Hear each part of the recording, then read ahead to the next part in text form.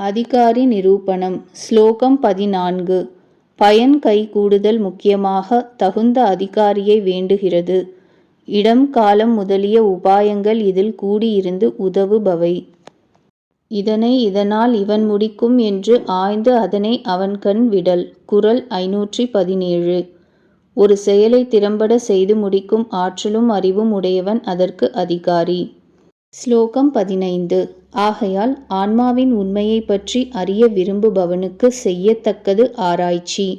கருணைக் கடலாயும் சிறந்த பிரம்மஞானியாயும் உள்ள குருவை நாடி சரண் புகுந்து அவருடைய உபதேசப்படி அவ்வுண்மையை ஆராய வேண்டும். பரம்பொருளை உணர்த்துய்யும் பொருட்டு சமித்தை கையுறையாய் கொண்டு வேதம் கேள்வியில் சிறந்தவரும் பிரம்ம நிஷ்டருமான குருவை தேடி அடைய வேண்டும். இது முண்டக உபனிஷத்தின் வாக்கு. ஸ்மாரக, வாரக, தாரக என்று 3 குணங்கள் ஞான குருவிடம் காணப்படும்.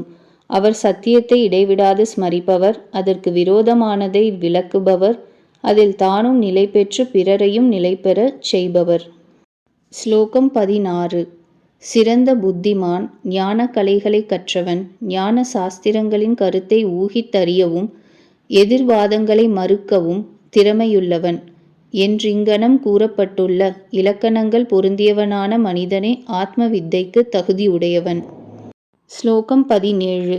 நித்யா அனித்ய வஸ்து விவேகம் உள்ளவனுக்கும் சமம், அதாவது புலனடக்கம் முதலிய குணங்கள் உள்ளவனுக்கும் முக்தியில் அவா உள்ளவனுக்குமே பிரம்மத்தை பற்றி விசாரிப்பதற்கு தகுதி ஒப்புக்கொள்ளப்படுகின்றது.